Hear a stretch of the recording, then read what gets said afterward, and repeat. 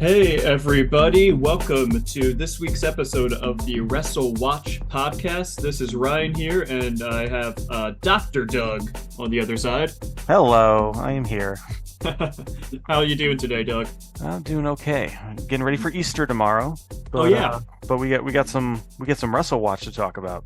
Yeah, before Easter, let's get into the WrestleWatch news. Now, before we get into all of the news that we're going to talk about at length this episode, which is going to include things about Becky Lynch, a few other changes on the tier list this week, and a general discussion about the main event scenes in AEW and WWE. Speaking of the WWE part, that's part of what we wanted to just touch on before we get in depth.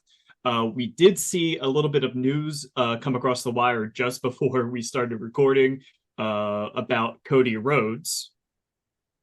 Yeah, but it looks like it appears Cody Rhodes has re-signed with the WWE at this time. So for those of you who are on Cody Watch and expecting him imminently to return to AEW, that does not appear to be happening, at least not Yeah, right now. yeah, Not now. I mean, we got time. Don't worry. yeah. For the Cody Watchers, hang on. Uh, I'm the Cody watcher. He's talking about me. Yeah, he said that it looks like he'll be signed to contract at least through his 40th birthday, which goes to next summer. So it looks like we'll have some talk to do about him next week's episode in the middle of the WrestleMania season. But there Oh, was so somebody else, right? so Or what were you about to say? I'm sorry. so it's only through next summer.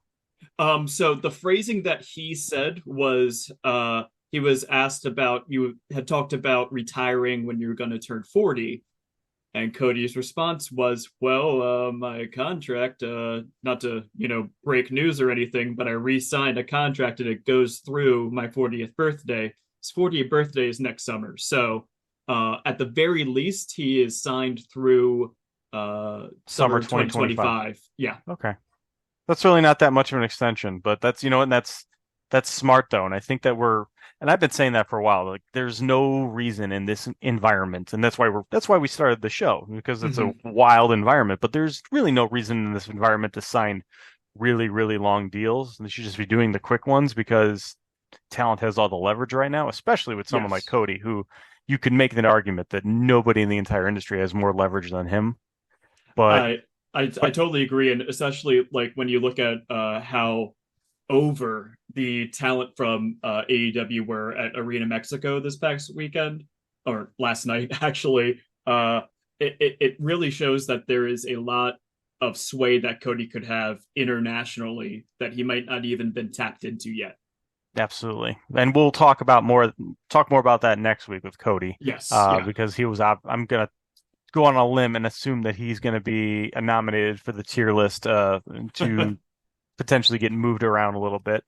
But the other person that I think we need to just kind of touch on is Katsuhiko Nakajima, who just yesterday he lost the Triple Crown Yes. in an interesting match. I've yet to see it, but from what I understand, he had pretty much dominated the match until the very end where he lost in two moves. So Yes. spoiler, unfortunately. And then Sorry. people say he just kind of stormed out or just walked out. I don't want to speculate too much because I have not seen it, but either way, he's lost the title. Yeah. So he's one that we've kind of had on there as a potential to go somewhere. Mhm. So I don't, I'm not prepared to completely have that discussion now. I would like to watch the match first. Yeah. So we'll do that next week, I'm sure as well. Yeah, there's not a lot known yet about it because it just happened, in the past 24 hours.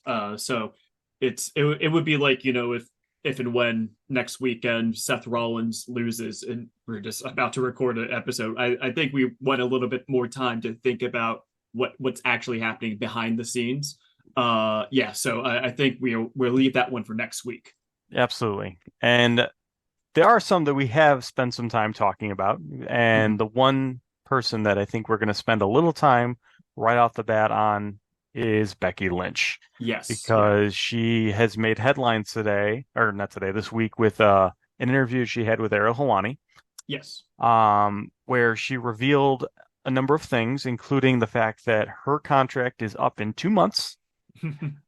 Um, and that nobody had approached her about resigning yet. She had Yes. not approached them. And at this point, uh, she was asked in the interview, it's like, are you talking to other people? And she said, I'm WWE. And some people took that a couple different ways. Some people took that as, well, I mean, it's gonna be WWE or nothing. But Mhm. later on, she asked, could you see yourself somewhere else or something along those, was asked that. And she said, I don't know, we'll see. Yeah, So, she was very coy in the way that she was once Ariel like brought up that angle like the conversation, this little part of the conversation, I mean, the entire part of this conversation, excuse me, I'm saying conversation so many times. This part of his interview with Becky Lynch only lasted around a minute, mind you. But yeah, the first phase of this conversation was her saying, yeah, I have 2 months left. Nobody's offered me a contract. We haven't had discussions. There's nothing on the table. That's what it is. yeah, And and I think it's noteworthy that the one thing she did say is, I know my worth. yes, yeah. It started to change. The tone changed a little bit once Ariel pressed on like, "Are you talking to other places?" She just like kind of froze up and wouldn't say anything else. Yeah, Um, I don't think that means that she's not going to or doesn't want to. It's oh just yeah. I don't think she wanted to have that discussion. She didn't want to talk about that stuff. Mhm. But the fact is, and she's right. She does know what she's worth. Oh yeah. And I think in the current environment, and by current environment, in this case, I'm referring to Mercedes Moné receiving the largest contract a woman has ever received in the industry. Yes. Um, it would be very weird for her not to, think about that. And I think that when you take a look at the situation right now, she is someone who probably is wondering, what is WWE going to offer her? And that's obviously what we're wondering as well, because we know that Mercedes Moné went to AEW and became the highest paid woman in professional wrestling after WWE refused to do that. Hmm. Now, so we know that that's a data point that we have. We know that in terms of Mercedes Moné, WWE was not willing to pay her more than they were paying Charlotte Flair, who is the highest paid woman in WWE currently. Yeah. Yes. Will So WWE, and there's two questions here, two parts of this. Will WWE pay Becky Lynch more than Charlotte Flair? And will they pay her more than what AEW is paying Mercedes Moné? yeah, I think, and the conversation that we were having this week about this topic was, in my view, I think that Becky Lynch is worth it. Um, One of the data points that I would point out to is there was something that was released about the ratings of different programs over the past couple of years, essentially since AEW began.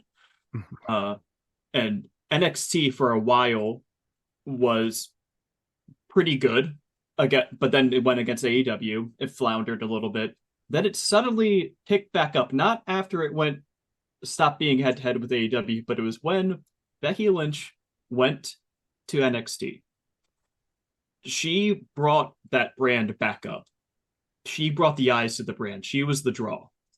I think that she has more than enough of a reason to say, I know what my worth is. I know that I should be the man. She, to use her own nickname, the man. Um, I think that she's worth it. Now, the question though is whether WWE is looking at their pipeline of talent and thinking to themselves, well, I mean, we've been there and done that with Becky, and we have all these people coming up from NXT that have been doing some great stuff. Do we need Becky anymore if that's the price that we have to pay for her? I think that she's 100% worth that money. And I think that this is a conversation that we likely would not be having if she was a male talent, if she was like the equivalent male talent, somebody that's headlined WrestleMania once before, somebody that's headlined multiple pay-per-views for WWE, been a confirmed draw. I don't think we would be having this conversation with the male talent, but we are because it's the way of things, you know. Um, so I think that that's the conversation that WWE is probably having internally is she worth the money versus getting somebody that's younger and cheaper, essentially. Well, and it's not even so much about just her. Mm-hmm. It's about the message that it sends to everyone else after her as well. Yes, yes. Because if she ends up getting a massive deal, then that is going to change the paradigm for a lot of people. Because right now, some people would argue that that paradigm changed when Mercedes got this giant deal. And now that changed the game. Similar to your quarterback discussion that we had last week. Yeah. I don't know that. I mean, here's the thing. WWE might be in a situation where they're still trying to just stay isolated Yeah. and keep everything focused within them and not let like outside contracts impact them. And I think they're still trying to push the, you want to be with us type situation, which I get. I also think I might push back a little bit on Becky's, and we've had this discussion before, but this idea that Becky was this massive draw to NXT, Mm-hmm. and she was, but to those couple shows she was there. However, I do think that when you're looking at what NXT did, because when did she go there? Around like November, right? And she put up some Um, big numbers. I think she put up like 0.20s, 0.21s, 0.26. There are 0.23s on certain ones here. October 17th, 0.23. October 24th, 0.21. And then we had November 14th, 0.21. This was that time frame she was there, I believe. mm-hmm. And then I think shortly after she left, we're down to 0.17s. December 26th, 0.19. And then next month, and February 23rd, 0.17. So I'm just kind of going through up to present day. And now we're Yeah. hovering around those 0.17, 0.18 points. Yeah. I think that part of it, because the documentation you're talking about, and I think it was using Thurston's information, using Dave's information, just a combination of information from Showbuzz Daily and Spoiler TV. They showed that in rankings, like 18 to 49 rankings, they have been improving. Yeah. And I really think that while Becky Lynch may have an impact, I do think she does. I think the larger thing is just that cable is, slowly dying. And for some reason, wrestling's holding up better than the rest of the shows on cable at this time. Mm-hmm. And I think that that's a bigger part of it. So I don't know that I'm ready to throw all the roses at Becky Lynch at this time for, popping NXT. I get it, but that's where I'm at this point. Now, Gotcha. now we got that out of the way. Do I think that she's worth it? For WWE, I think it's just a really, like you brought it up before, I think it just depends. I mean, we're looking at a situation now where they've had this performance center in Orlando, WWE, where they have been training talent from the ground up to turn them into, WWE superstars, main event talent. And it's at this point, it's kind of questionable how successful they've been because pretty much every single person who's gone through there that's been a main event level draw has come from somewhere else first. And we're a lot of times already really well established, well known names. I mean, the exceptions might be like Logan Paul, who is obviously an anomaly as someone who already had a combat sports background and had a huge Yeah. following and is incredibly charismatic to the point that, he's probably had the biggest social media following out of anyone in the roster, even to this day. Mm-hmm. So, yeah, it's Well, I don't know. so two things I wanna respond with. The first one was regarding the ratings thing. I found the exact data. Yeah, it was when you combined cable and broadcast during the quarter that Becky Lynch went to NXT, it went from the number 29 show to the number 9 show in all of TV. Yeah, that's a massive jump. That's a massive jump. And then it went back down to now it's in the top 20 or at number 20. So it fell off after Becky left. Okay. But then the other thing that you were just saying about the success of the training pipeline from Real quick, NXT. before we get into that, Oh, sorry, I want to sorry. push back on one other thing. I think NXT in general, going to NXT, I think putting any main roster talent on NXT seems to be having an impact though, because Dom did Yes. the same thing. Yes. Yeah. That is fair point to point out. Was that before or after? That was after, right? I don't recall if it was before or after, but I do recall Dom went there and he popped a number two. So I think that it's also just NXT has a very low bar to clear. There's a lot of people I think who follow NXT on the periphery, but aren't Mhm. watching every week. But if a main roster talent goes there, it'll pop a number. So It I, was after. It was okay. after. So yeah. During the downstroke after Becky upped the rating. Yes. Okay. Totally fair. Totally fair. But I think that is just the caveat that I would like to throw in on that. Mhm. Okay. So now you can go Oh ahead yeah, back to yes. So yeah, this was about the pipeline and what it looks like that they've been doing with the talent there. You had mentioned that yeah, it looks like that the people that have been successful by and large have been formerly wrestling somewhere else. I looked at the card for the upcoming Stand and Deliver premium live event that NXT will be doing in conjunction with WrestleMania. Uh, at the current moment, the card has 8, 12, 13 names on it. 13 names at the current moment. 7 of 13 were previously wrestling somewhere else before they were in NXT. Either they were working the indies, they were at, Progress, or they were the Good Brothers. So they're the majority of the people that are on the Stand and Deliver card, which I would say is the premium of the premium events that NXT has on their calendar. It's their sort of their WrestleMania now because it's WrestleMania weekend. Half of them were formerly wrestling somewhere else. One of them was an amateur wrestler formerly. 4 of them were football players, and then one was another sport. I think it was a rugby or track person, if I remember off the top of my head. yeah. But yeah, so it seems that the people that have been working out the best at NXT at the current moment have indeed been the pipeline of people that were wrestling somewhere else previously. Yeah. And I think, and we're going to get into this after we go over the tier list when we're talking about the main event level talents as well. Mm-hmm. But bringing it back to Becky, the reason I bring this up is because I don't know that they have, how do I word this? Okay, here's what I want to say. At this point in time, I don't think that they have demonstrated an ability to create someone who has figured it out in the same from whole cloth like Becky Lynch has. You could Yeah. maybe argue that Bianca Belair has. I think I might push back on that personally. I think that there is some issues with her presentation that I think, or just her, and generally how she comes across and how she uh, presents herself as a star. I think there's a couple things missing that are short from the full package.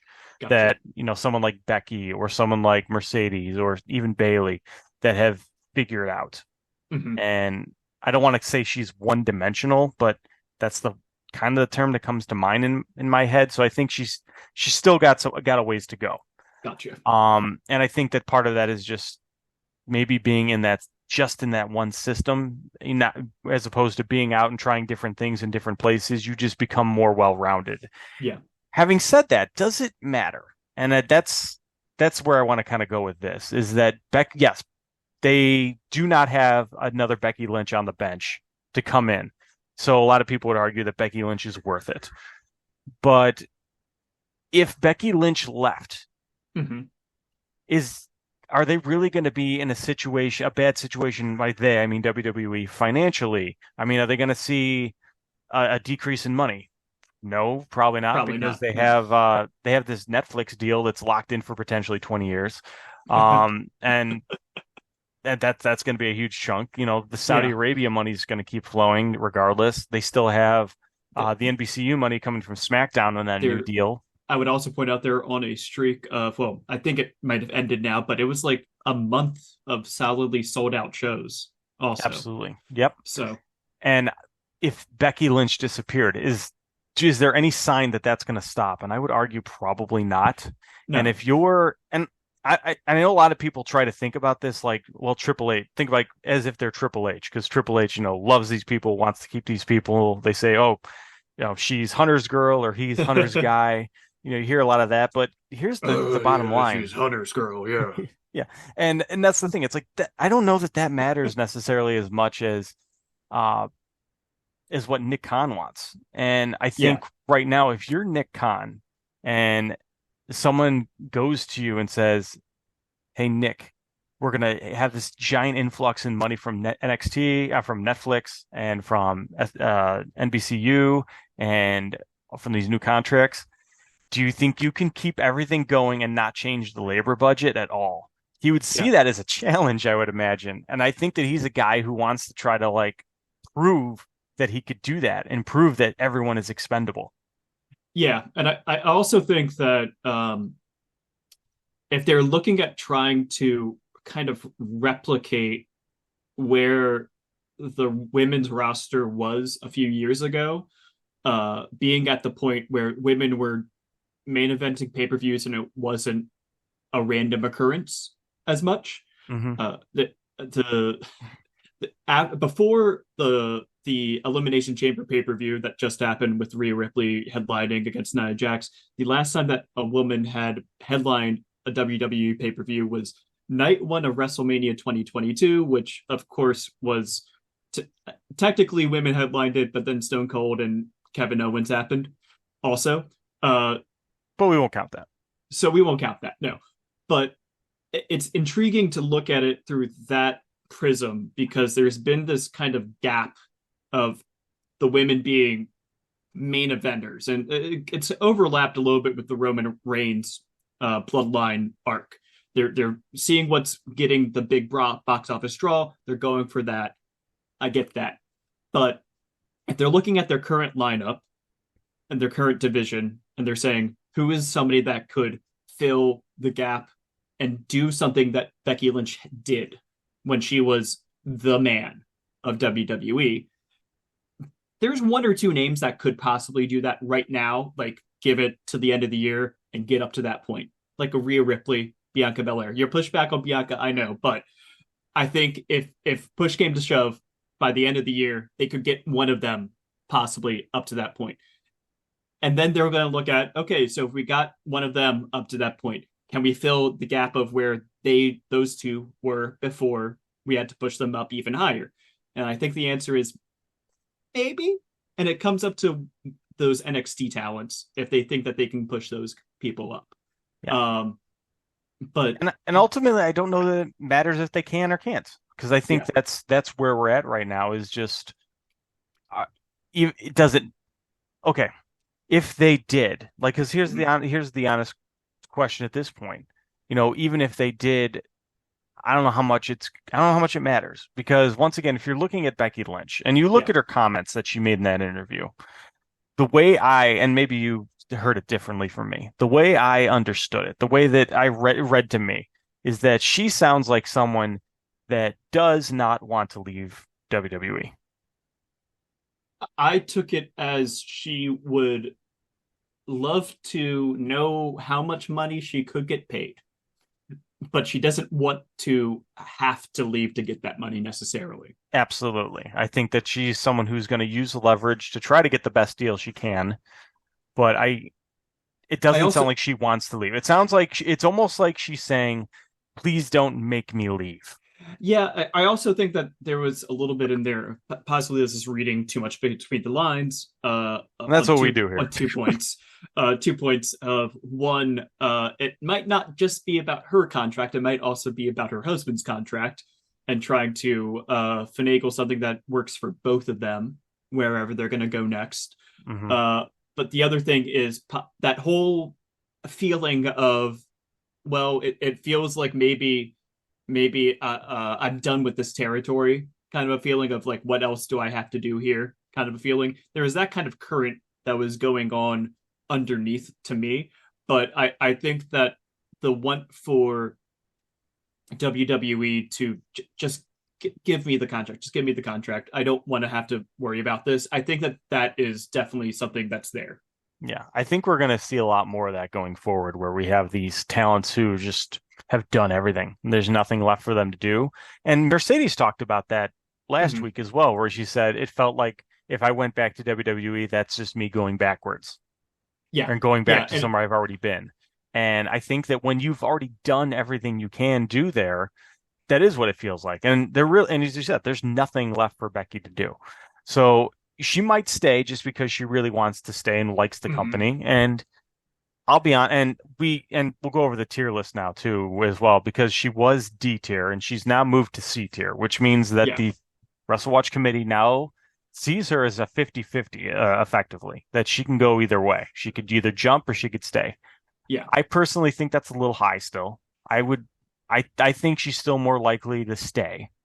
Um I because was one of the people that put it as a 50-50, yeah, personally. And I think it comes down to the fact that there are a number of factors at play with Becky, and it seems like she's, well, the fact that she doesn't have a contract offer at all and it's 2 months out is kind of a red flag to me, when at the end of last year you had a bunch of people that were her peers that all re-signed already, like Charlotte Flair and Bayley. So if it's I coming to think this point, you know, I think it's go a ahead. little hardball personally. I think what's Mhm. going on right now is neither one wants to be the one who goes to the other. I Yeah. think because I think once you do that, you're in their minds, maybe you're giving up a little leverage. You're like, okay, you're showing that you're a little more eager than me. Mhm. And I think it's just a lot of that finagling going on. I don't know who's negotiating for Becky or if Becky has an agent. And I know actually she's part of an agency, so she probably does. Yeah, she's part of the, I forget which what name the It's agency not is, it's but not Endeavor. I'll point that it's out. So not Endeavor. that's Yeah. another interesting aspect of it.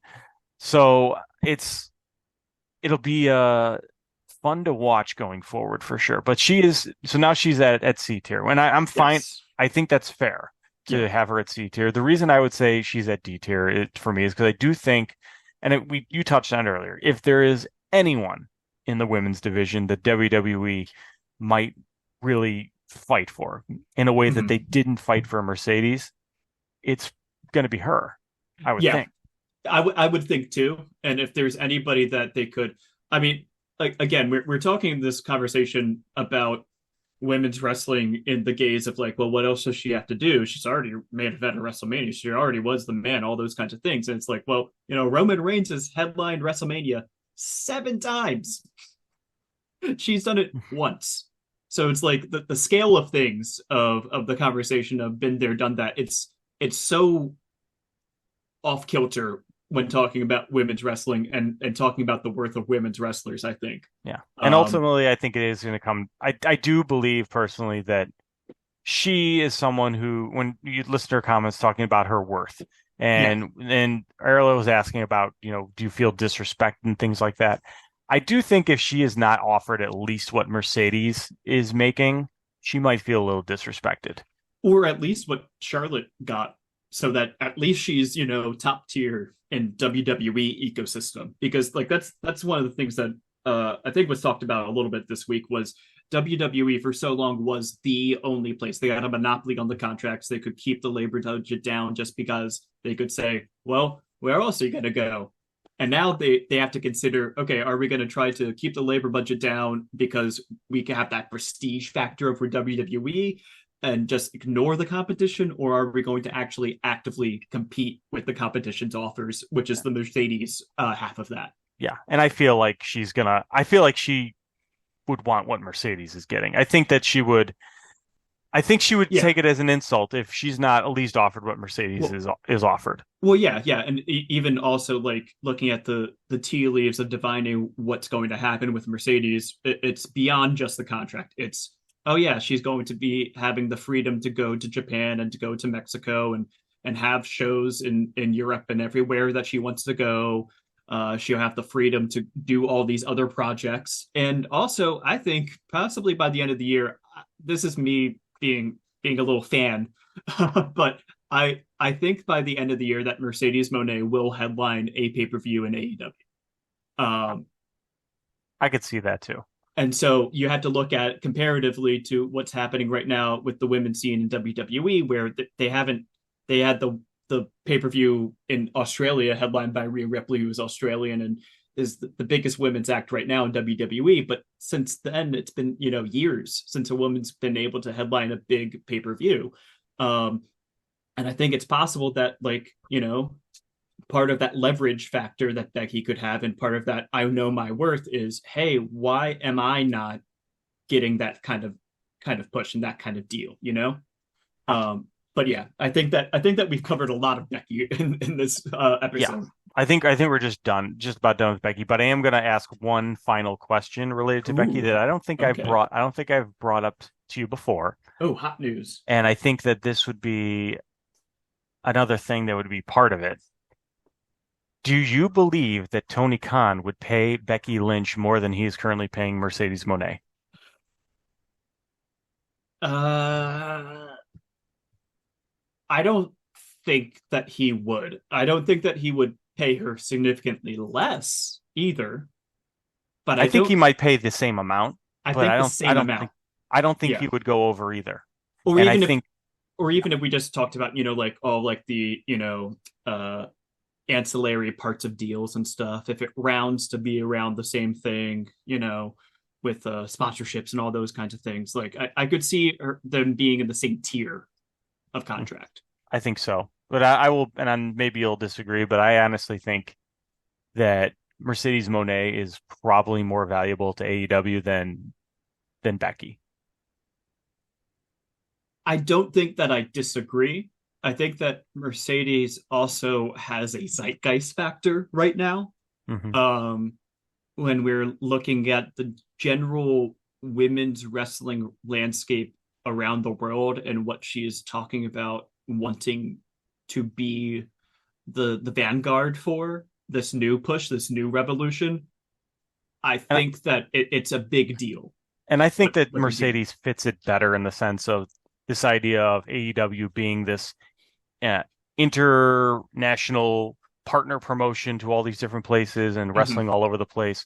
When you look at someone like, Mox, who's like, I think the prototypical example where you see him just having a blast like all over the world. Yeah. Like we saw last night. Yeah. Last night was just fun. We're talking about the CMLL show from last night where the BCC and Matt Seidel went down to Arena Mexico, and also Willow Nightingale was down there, which ties us back to Mercedes, of course. Yes. Who looked like an absolute star in front of that crowd. And she pinned Stephanie Vacour, who has the strong belt, which was the belt that Willow beat Mercedes for. It's like, it's all those little seeds, all of them are starting to weave together so perfectly in a way that, as you were trying to say, I think that Mercedes is more valuable, not just for herself and her skills, but like what she represents and what she can be shepherding. And and we know for a fact that that's something she creatively wants to do. She wants to be part of all these different promotions and weave these intricate stories. Yeah. We don't know what Becky wants. Like, does she want to be jet setting all over the world and doing this, or does she just want more of a reduced schedule, or does she? We don't know what she wants, and that's why it's really hard to tell with her. And that's something we'll be keeping an eye on that, obviously, for the next 2 months. But we'll see what happens. Now, how about in that regard, we look at the other people that have changed their position on the tier list. Do you want to go through those people? Yeah, after our break. After our break. Okay, yeah, we can go make some coffee. We will be right back.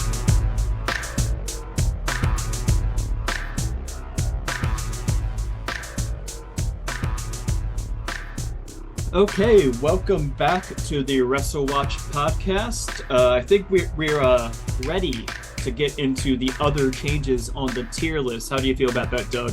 I think so. So we just talked about Becky already. We spent a good amount of time on Becky going and the fact that she's moved from the D tier to the C tier.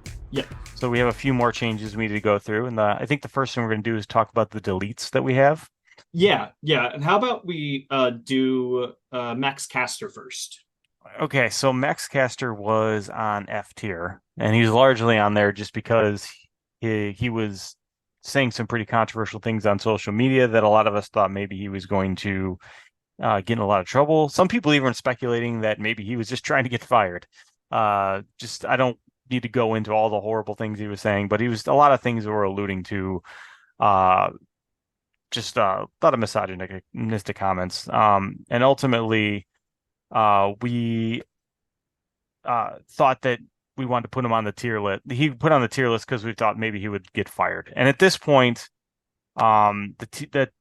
the committee voted to move him from F tier to delete and just take him off. Yeah. Um, I don't know. I think what happened was a lot of people, maybe like a lot of the initial outrage that a lot of us felt right off the bat, put him on the F tier, and then maybe as weeks gone by, and then we have not really heard anything about him, being in trouble or anything about that at all. Kind of indicated that maybe nothing's going to happen and it's Yeah. just going to blow over for better or worse. And we went ahead and moved to delete. I'm pretty sure that's what happened here.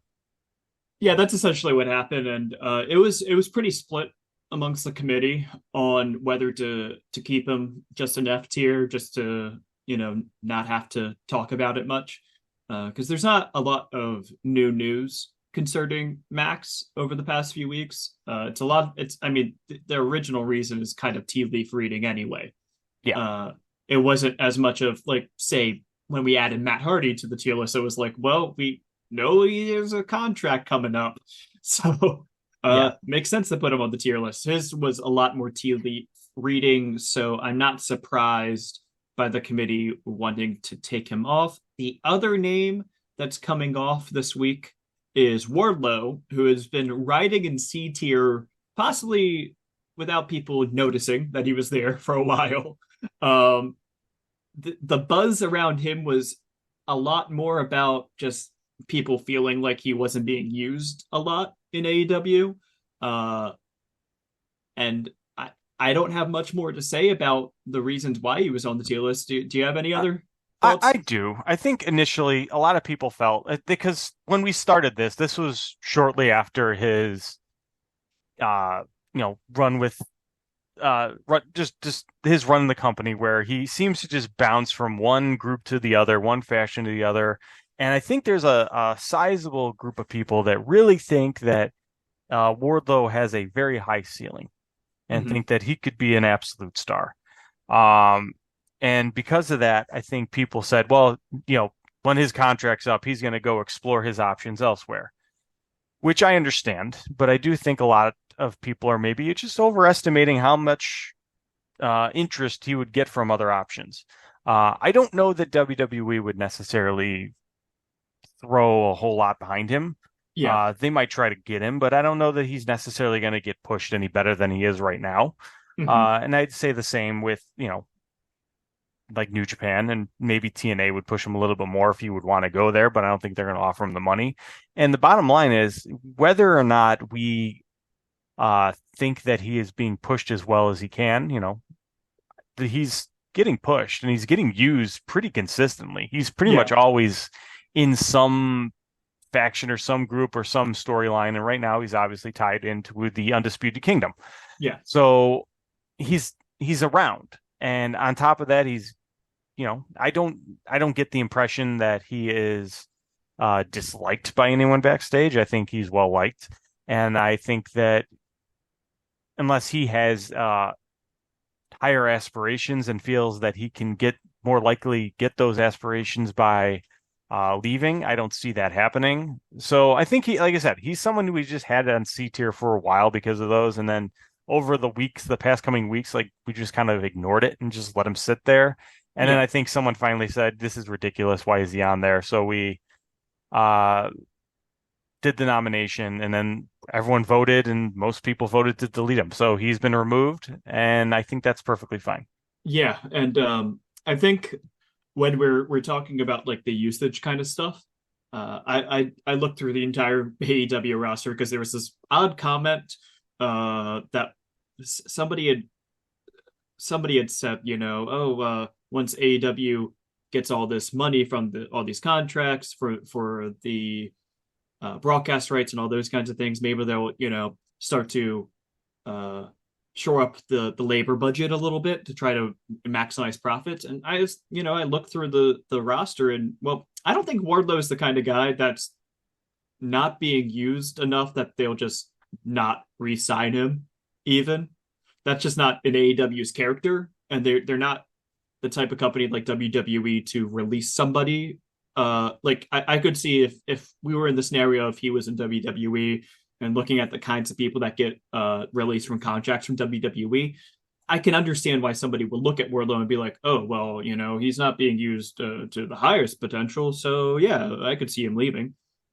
It's not like exactly how AEW looks at contracts. Yeah. And I think we're going to see a lot more people like, I've talked about this before, where the people who are potentially going to leave that aren't necessarily going to be main event talent anywhere. Yeah. And it's questioned whether or not they have come to terms with that. Because I think Wardlow, needs to come to terms with that. Because I just don't think he's going to ever be that. And that's fine. Lance Archer has had a fantastic career and he's got a nice job, cushy job right now. I love it, Lance Archer. I love that. That's the kind of person this is me talking fan a little bit, but I love when you have somebody that just they appear and it's instantly credible why they're going after a title, why they're a contender, like the way that they were booking Taya Valkyrie in AEW for a little bit. I love that. But that's getting a little bit off topic a little bit. How about we talk about the two names that have moved down on the tier list? Both of these names have gone from A tier to B tier. First up is Mustafa Ali. Yeah, so here's the thing with Ali. Ali's been at A tier for a while. A lot of people think, obviously he famously left WWE after, very publicly requesting his release and wanting to leave for a long time. He finally got it. He made a bit of a splash on the indies, doing a quick indie run, went to TNA where he's now the X Division champion. He's booked for an upcoming show in New Japan, so he's making the rounds. And then he was going to have a big announcement on the 28th. And was it just that PWI article? Yeah. Yeah. So I think at this point, a lot of people think he's kind of getting settled in and comfortable in this new role. Is he potentially going to still sign somewhere else? Yeah, I think so. And I think that's why we have B tier. B tier means, we're leaning towards a jump at some point. But I don't think it's necessarily as imminent as maybe we thought before. So that's why I think the committee moved from A to B. Yeah, a few days ago, Fightful Select reported that he is still not under contract officially with TNA or New Japan, and this is despite him being the current X Division champion. It was confirmed that Mustafa is on a pay-per-appearance deal with both companies, and that kind of we'll get into it. Those kinds of things when we talk about the Motor City Machine Guns here in a second, but it doesn't seem like he's going anywhere. It doesn't seem like he's imminently going to sign anywhere officially, fully. So I agree with the decision. I was one of the people that said I think that he should be down to B tier. It just isn't a now kind of thing of him signing anywhere. It seems like he wants to continue keeping his options open. Yeah, when he drops that X Division title, then we'll talk again probably. Yeah, or who knows what's going to happen with him. And another person that has gone down from A tier to B tier is Thekla. What do you have on her? So she has not been in Stardom lately. But she's said she's been taking time off just because she has she has other hobbies and other things going on in the art world that she's kind of focusing on. So, and I don't think we were supposed to hear anything on her for quite some time, for probably till the summer. So I think because of that, people feel like she's not imminently jumping at the very least, and maybe just hanging back. And I think we also I think people just want to see what she's going to do or say, because she's just been very tight-lipped about everything right now. Yeah, the imminence of any kind of jump have kind of dwindled since she made the comments talking about wanting to work some stuff in America with people like Athena and Mercedes Moné. And also, when we got the list of the people that are believed to be going to Rossi's promotion, she wasn't on it. We didn't expect her to be on it anyway. But it kind of signals, yeah, she's going to be staying with Stardom for a little bit. Yeah. I think we'll hear more. I think we'll figure out more probably this summer, obviously. But I think right now we're still leaning towards Jump, and that's what the committee says, but just, not imminently, as you said. Yeah. Somebody or somebodies that it seems a little bit more imminent will be jumping are the Motor City Machine Guns. This week they went up from B tier to A tier, which, as we've mentioned, means that we think it'll be pretty soon and pretty likely that they'll be signing with a major promotion. Yep. Some news came out this week that they had a bit of a send-off after the TNA tapings in Philadelphia. They have put in trademarks for words and things related to their tag team. What else do we have here, Doug? Well, I mean, first of all, I'll just say this. Last week on the show when we put them on there initially, I believe I straight up said that I think they're signing with AEW. Yes, I think you did. And yeah. I don't even want to go back to the tape. I think you said it. Yeah, I think I did. And I think at this point, I think that's becoming more and more likely. You already kind of went over some of the signs at this point, but look, they've already been in AEW once. They're a team that's probably they're a team that you could just kind of plug right into the company and it'd be perfect. They're already trying to restart this tag division with this tag tournament, which, we'll see what happens with that. But, I would not be stunned to see them, popping up at Dynasty or something like that. I think they're coming in. Yeah, there was a report from Fightful that there's some interest and talks that have been going on between them and a promotion, but nobody would say who or where or when. But of course, their contract is up on April 1st, which is in a day or two here. And in a few days will be Ring of Honor's Supercard of Honor, which some people think they might be appearing on. Yeah. Ryan, just a hunch, but I'm going to guess that they're going to go to the company that seems to be throwing a lot of money at free agents right now. It's definitely possible. It could be the company that seems to like tag team wrestling also. That's another factor there. The company that seems to be more open to people having work outside of them also. All signs point to that at this point. I mean, yeah. Would I be stunned? Actually, yeah, I would be stunned if they end up in WWE, to be completely honest. I would be stunned. At this point, I'm going to go say it. I think they're going to AEW, and I think all the signs point that way. Yeah, I'm not at S tier certainty level about it because we just haven't heard anything definitive yet. I'm squarely in the A tier feeling of it, which is like 80-90% sure that they're gonna end up somewhere like AEW. Yeah, I'm just when you compare it to like a Black Taurus where it's like, oh yeah, we know that he's signed, he just hasn't debuted. Tama Tonga, oh yeah, we know that he's going to NXT, he just hasn't debuted. It's not at that tier for me yet, for me personally. I don't know about you, Doug. I'm pretty close to S tier, to be completely honest. I might be S tier. Yeah. Gotcha. So we'll see. We will find out. I would imagine. I'll say this. I'll be surprised if we don't know by the end of the month and the next month. I mean, April. Yeah. I think that is. I would be surprised if they're still free agents by the end of April. Yeah. All right. Okay. We'll be back with the WrestleWatch podcast in just a moment.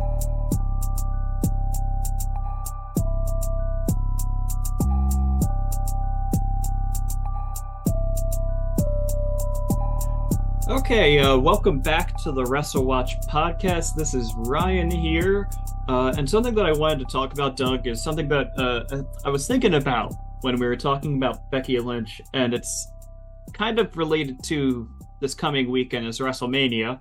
I wanted to look at the main event scene of AEW and WWE just to give some context for the free agency market and the opportunities that people might have between the two companies.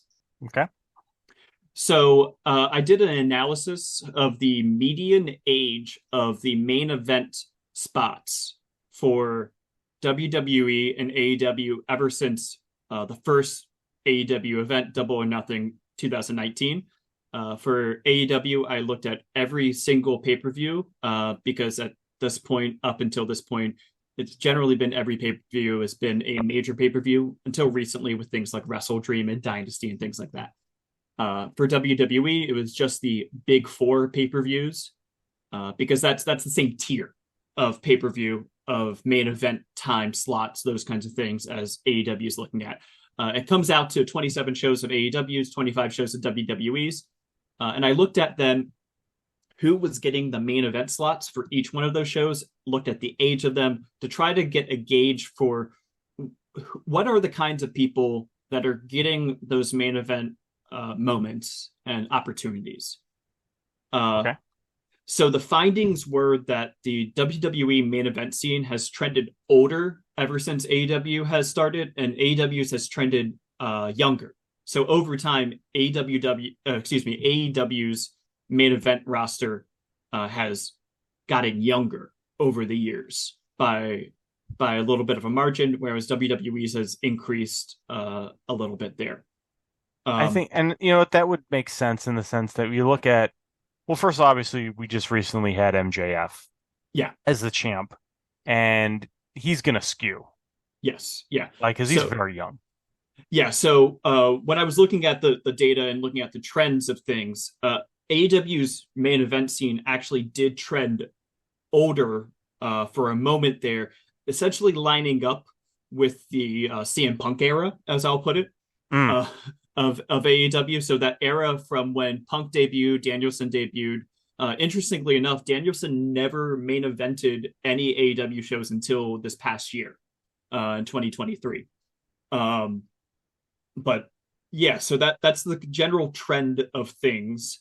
Now, the one of the factors that I also noticed was that WWE offers more main event slots, and that's largely due to the Royal Rumble. Just to explain how I determined the Royal Rumble's main event slots when the Royal Rumble match is the main event of that pay-per-view. I looked at who was the final four, which is generally seen as, the stare down moment. Those are the big names that you're going to have, the big moment that you're going to have, and the first two, because that's the other big moment slot of the Royal Rumble. So that's giving people a lot more opportunities to fill into a kind of main event slot. WWE also has started to do the War Games format for the Survivor Series, which kind of lines up with what AEW has done at Double or Nothing with the Anarchy in the Arena Stadium Stampede kind of format. So overall, both companies, if you kind of normalize for the Royal Rumble, have exactly the same amount of main event opportunities for major pay-per-views, but WWE through the Royal Rumble allows for more opportunities for people to try to get in there and seize a moment and possibly move themselves up the card through such a thing. Whereas AEW doesn't necessarily have that as much. It's a little bit more static how their main event scene is, just because most of the time the main event of the pay-per-views is a singles match. Also, yeah, go ahead. So yeah, that does make sense. And part of the thing when you're saying this, what's coming to mind with me when we're talking about like the age. So essentially what we're looking at here is in general seems like WWE seems to be slightly older across the board in these. Yeah, right now, as of today, the median age going back for the past year or so, it's trending towards around 38 years old for WWE, and AEW's is trending towards 35 years old. So my initial thoughts on this, and I think it's interesting because I would say this is maybe an area where AEW has an advantage. And I don't know, maybe advantage isn't the right word, but when I'm thinking about WWE and all the people that have been in there, there's a number of people that I could think of, like Randy Orton, yes, or or people similar in that way that have been with the company for, over probably 20 years at this point, and or 15, 20 years, longer than than AEW has existed. Yes, Randy Orton debuted on May 1st, 2001, actually. Yeah, there you I go. have the exact date on that because that's another set of data that I have to talk about with this conversation, Oh, actually. So do you continue. want? Okay, Oh, so oh no. No, this okay, this so will be a dovetail once you get to the end of your point. Yeah. yeah, so what I think we're going to be looking at here, and I think AEW, I think, is eventually going to get older too, because I think right now, AEW just hasn't had uh, the issues where they have these talent that they would need to keep on retainer for and play. We talked about playing defense last year and trying to Mhm. make sure you keep talent. Um, I think that WWE has just had these people that have been roster members for, forever, like be it R-Truth or Mhm. Randy Orton, or until recently, obviously you had Undertaker, or Shelton Benjamin's not Shelton Benjamin. Well, Shelton Benjamin was recently there for a while, and then you have just if you go down that roster, there's people that have been there since 2010, or and the people they bring back is a lot of times for the nostalgia acts like Carlito or Bobby Mhm. Lashley, or and until recently you had Brock Lesnar that was there for the longest time. So they're a company that will take advantage of bringing back these people that were there before because they get a big reaction because people remembers them. Having said that, I don't necessarily think that's bad, and I don't think that necessarily AEW is gonna not do the exact same thing when the time comes. If for example, we brought up Cody being signed. The idea that they wouldn't ever bring him back is seems silly to me. I think that might happen. Or even someone like Santana. As long as Mhm. they didn't leave the company, I feel like in really bad terms, I could see them making returns. And I think just as the company gets older and people have been around longer, I don't think that unless AEW is going to do things completely differently, where they just like start not releasing, but just not re-signing people in giant waves to the point where people can't have a long career there. I think we're going to start seeing AEW's age get up there a little bit more. Yeah, so talking about the kinds of people in AEW and kind of giving them an analog into WWE. Um, so one of the names that you mentioned was somebody like Randy Orton. Hmm. Randy Orton has appeared in major pay-per-view main event slots since AEW debuted. He was one of the final four for the Royal Rumble three times, and he was also in the Survivor Series War Games match this past year, for example. Okay. Um, Somebody that's a little bit similar to that is like Kenny Omega has appeared in seven main event slots for AEW's pay-per-views. So he's kind of similar. Chris Jericho's had five pay-per-view main event slots. That's probably a little bit more of an analogous person. Hmm. The one person that is pretty much like locked on, very similar, is John Moxley. Has appeared in 11 main event slots for AEW in all of their pay-per-views. There have only been 27 pay-per-views for AEW, and he's appeared in 11 of them in the main event slot. Wow.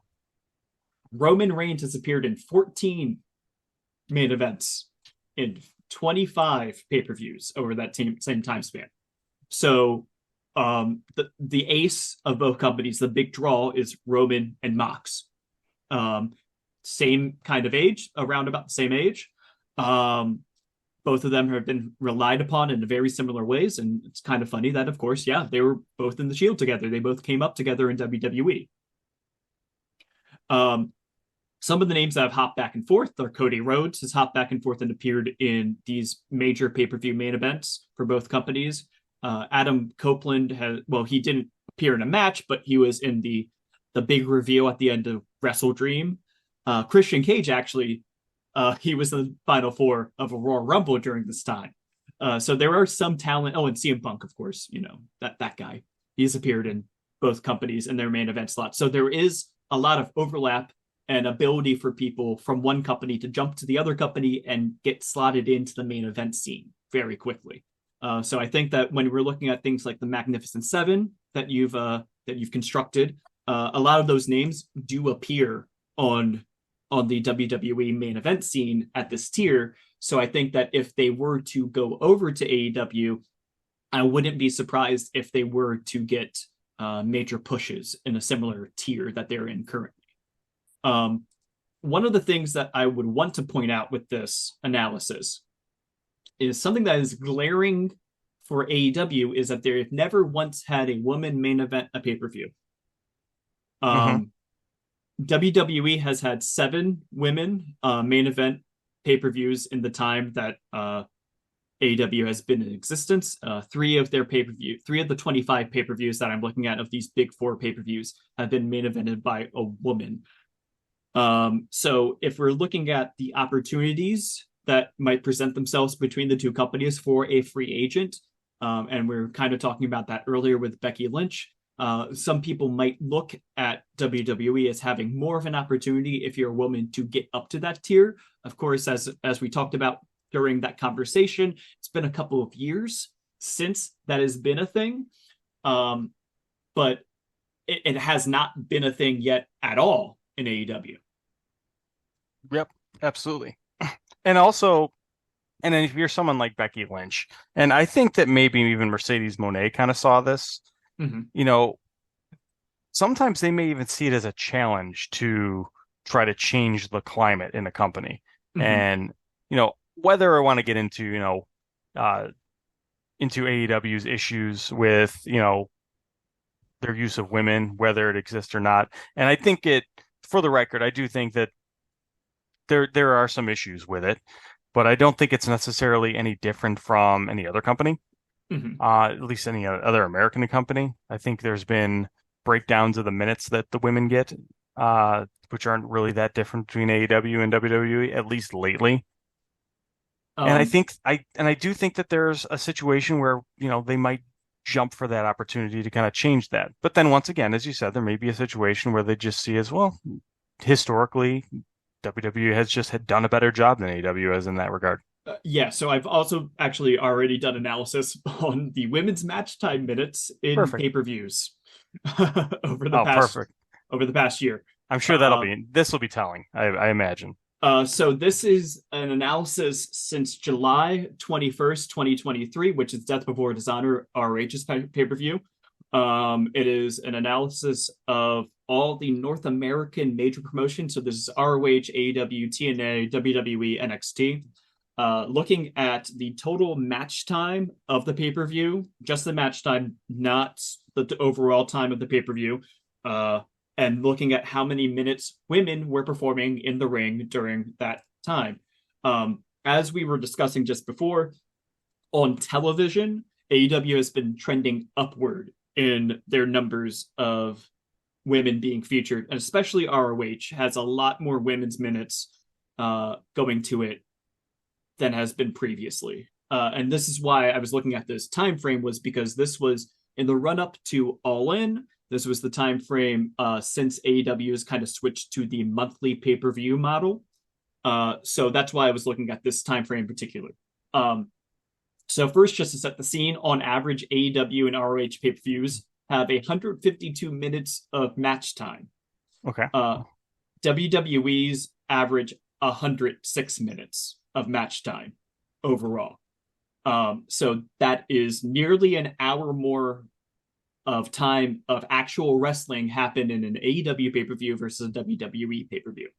Do you have it broken down by like per hour, as in like, because you said what the average length between AEW pay-per-views and WWE pay-per-views?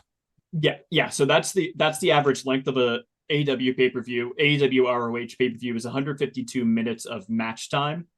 I don't have the total time that a pay-per-view lasts on average, but most pay-per-views for both promotions last around 3 hours in total time. So they're Three and they're a half similar. hours. They're similar length from the first bell to the copyright at the end. Yeah. Okay. That's all I need to know. Okay. So Yeah. there's more match time for AEW and Yes. ROH. Okay. So yes, so you would think then that there would be more time for women in AEW uh, per minute. No, on average, an AEW pay per view, just AEW's pay per views, not ROH's, is 14 and a half minutes of women wrestling, which is 9.5% of the total match time is women wrestling. A WWE pay per view on the main roster has 38 minutes of women wrestling on average, which counts for 32% of all their pay per view time for in ring action. ROH is better than AEW does. It's around 18% of the total match time. So that is basically double the representation for women on pay per views for ROH. NXT comes in at 27%, and TNA, just for the record, as kind of a baseline, they come in at around a quarter of all the match time that they have, which is very similar when you look at the time scale that TNA does. Their in-ring minutes is usually around 100 minutes of match time total, and around 25 minutes are devoted to women's wrestling. So there is this conversation of looking at the trend of AEW on television seems to be trending towards more representation and more time to women, but it hasn't happened yet when we're looking at the match time in the pay-per-views, which is, talking about where the money is, essentially. I will point out, though, that the past 3 pay-per-views by the Tony Khan Enterprises, which were Full Gear, Final Battle, and World's End, they were averaging, if I can get this notification out of my way, 16% of the time was being devoted to women's wrestling, which is quite the jump from the previous few months. The last 3 pay-per-views before that, which were All In, All Out, and Wrestle Dream, averaged 6%. So it is tripled the amount of match time in the past few months since the conversations with Mercedes Moné started up. So there has been an improvement, but it hasn't gotten up to what the average amount of match time for the other promotions in North America are. So it'll be interesting to see what happens at Dynasty then, which would be the first pay-per-view that AEW has had since Mercedes is in the fold.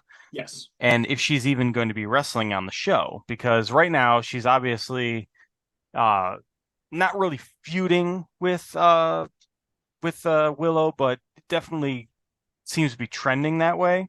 Yes. But Willow is obviously going to be having a match with Julia Hart for the TBS title. And then Toni Storm, obviously, Toni Storm feels like she's probably going to be, I don't know where it's going with her. Maybe with Thunder Rosa, I suppose. It's hard to see, hard to tell. If I find the rankings, give me 1 second here. Oh, thank God we have the rankings back. Yes, we have the rankings back. So March 27th. Yes. The number 1 contender at the current moment by the rankings is Thunder Rosa. Okay. So it would seem Prazo is number 4 at the current moment. Yeah. Okay. So it seems likely that it might be Thunder Rosa and Toni Storm. Yeah, that would be the most likely thing. I think from the promotional work that they had, they featured every single champion on the promo artwork for Dynasty. So one would presume that both women's titles will be defended on this pay-per-view, and that still leaves a hole then for Mercedes Moné to possibly wrestle in this pay-per-view. So that would be possibly 3 women's matches on the card for this pay-per-view, which would be the highest ever for AEW. They've never had 3 women's matches on the card, on the main card for a pay-per-view. And if they get to that point, the math would come out to it being more towards that quarter of a pay-per-view's time, which is around the average that NXT and TNA do. Yeah, so we'll see if they hit that and they actually have the 3. I mean, yeah. I would imagine they might. I still think that there's a very good chance that Mercedes Moné goes into Dynasty with a feud with Vaquer already set up. And maybe Stephanie Vaquer defends the New Japan Strong title on Dynasty. I don't know if that would necessarily be the case or if maybe that would happen somewhere else, but I wouldn't be shocked if that's where they go with it. And it seems like a really good way to also further the Willow story, since Mercedes winning the title that she was supposed to win from Willow Mhm. would possibly lend into that story too. Yeah, yeah. And to bring this kind of into the conversation of what we do in Wrestle Watch, of looking at the movements of wrestlers and talent, what my kind of feeling on this analysis is that there is a lot of opportunity for somebody that is big to go to AEW and shift that paradigm.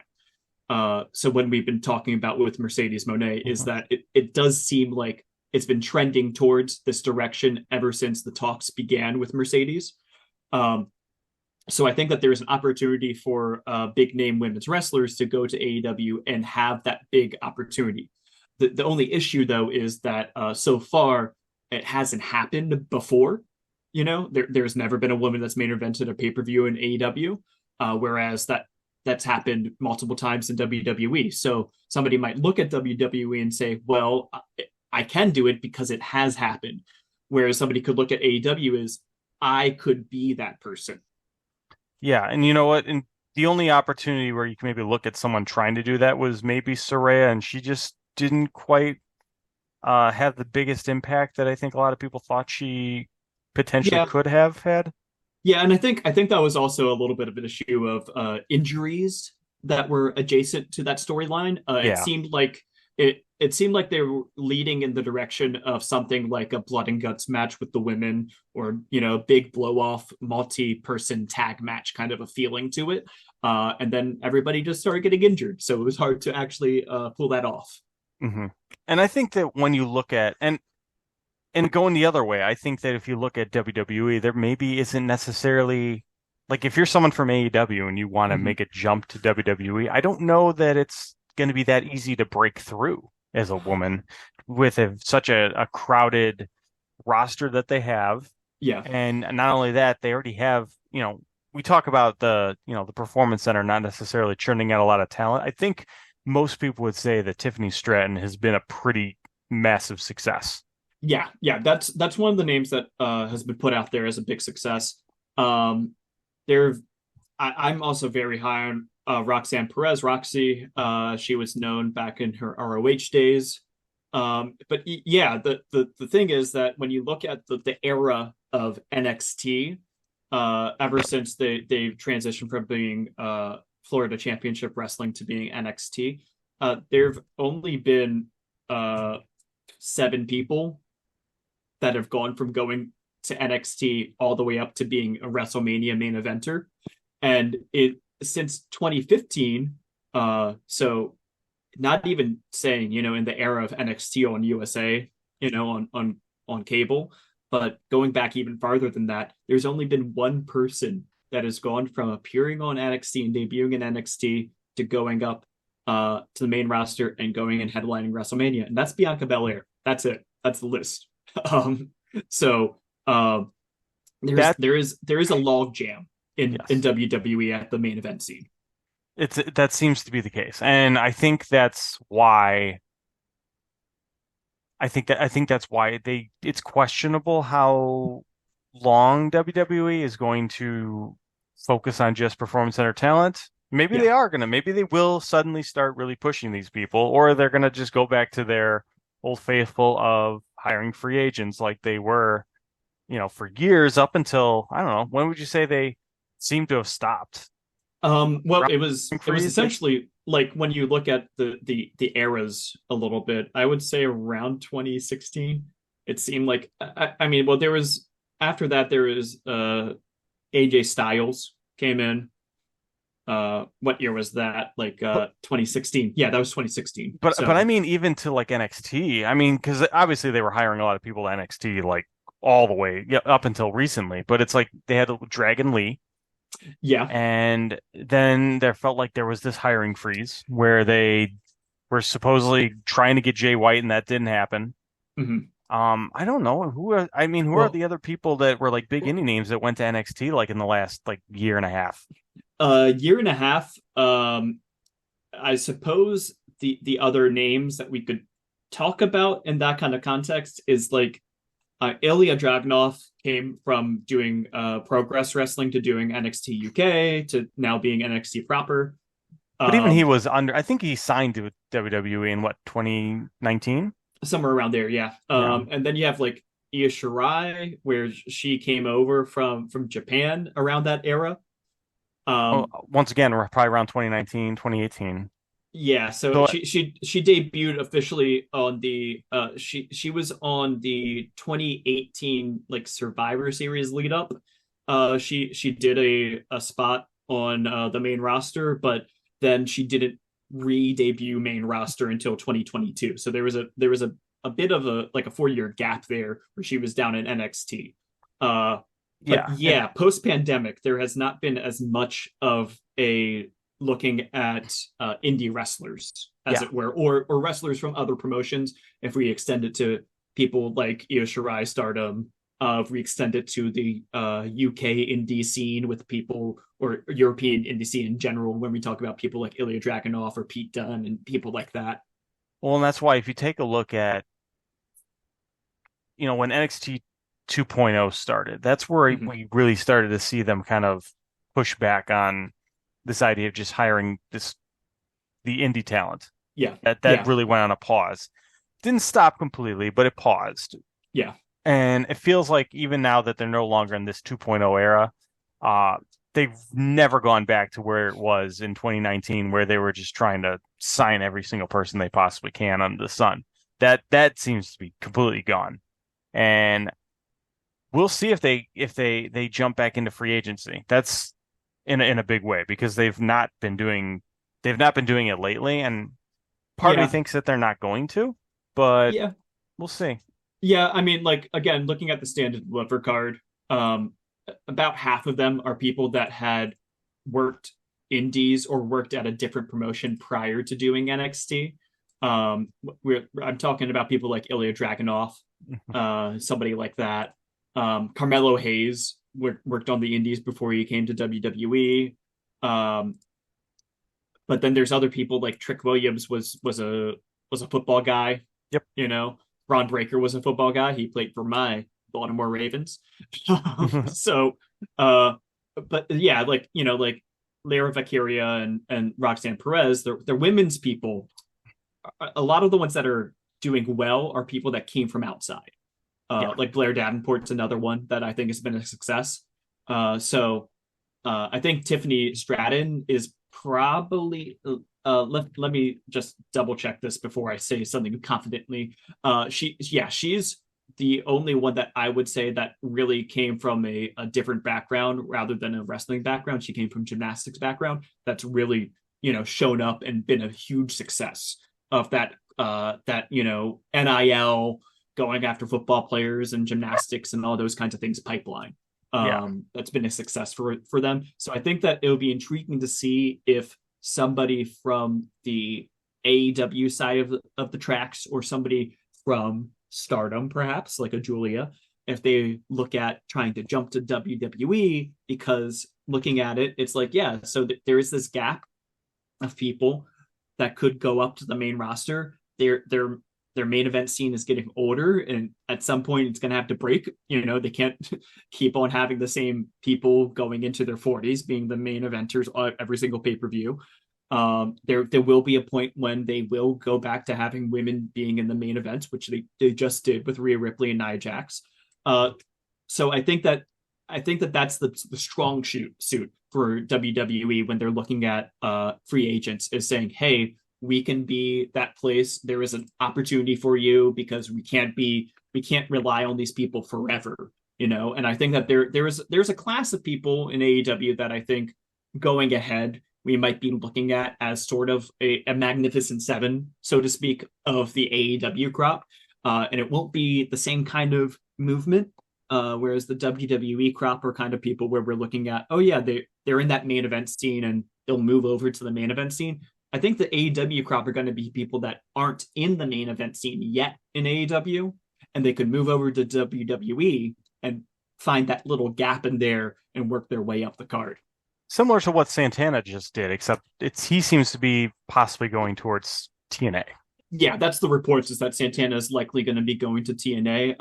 It didn't seem confident enough for the committee this week to change his position on the tier list. But I'm looking at people kind of like the acclaimed, the Guns, Powerhouse Hobbs, Ricky Starks, uh, Wardlow, who we talked about earlier today, Preston Vance, Jack Perry, even, who I think that they could look at themselves and look at what AEW's version of the log jam is of the main event scene, which is not as big of an issue in AEW at all, not at all.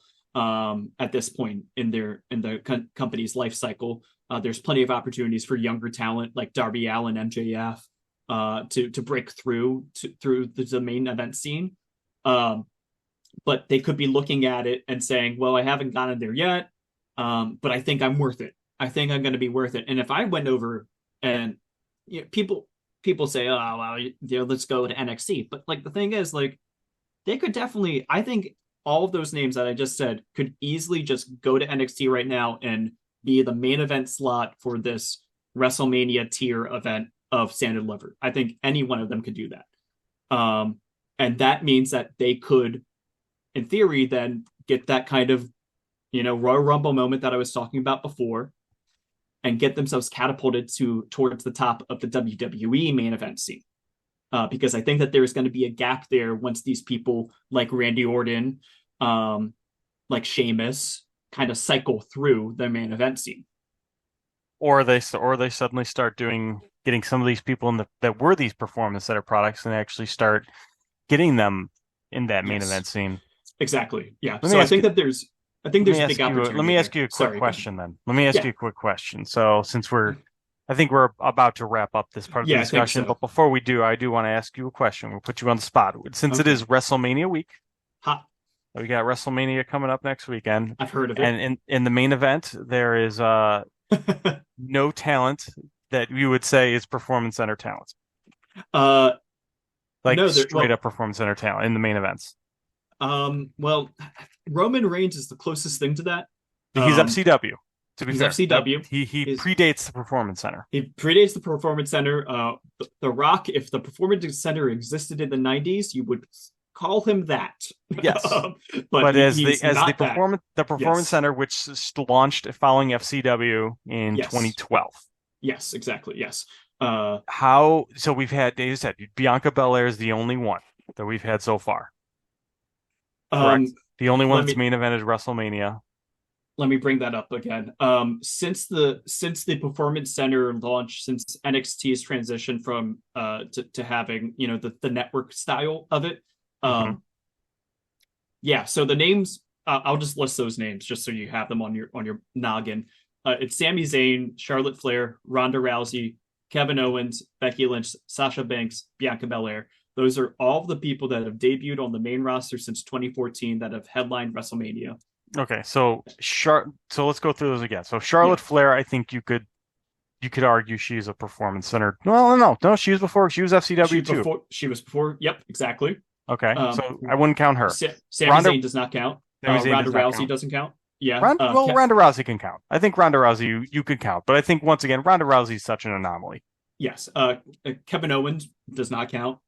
Kevin Owens does not count. Becky Lynch. Becky Lynch does not count. She's Rebecca Knox on the Indies. Sasha Banks, Mercedes. Sasha Banks would not count. She would not count. So, yep, Bianca Belair is the one. She's the only one. So my question for you, I'm going to put you in, we'll pull this tape. So next WrestleMania, do you think there will be one? Next WrestleMania, do I think that there will be another one or at least one? Another one. Will I be able to count Bianca Belair for this or not? Sure. If Bianca Belair main events WrestleMania next year, you can count her. I think that there will be at least one person in a WrestleMania main event slot that had been at the Performance Center. As a start at the Performance Center. Let me look up Rhea Ripley's life then. Nope, Rhea Ripley would not count. She worked Indies. Okay, well then, I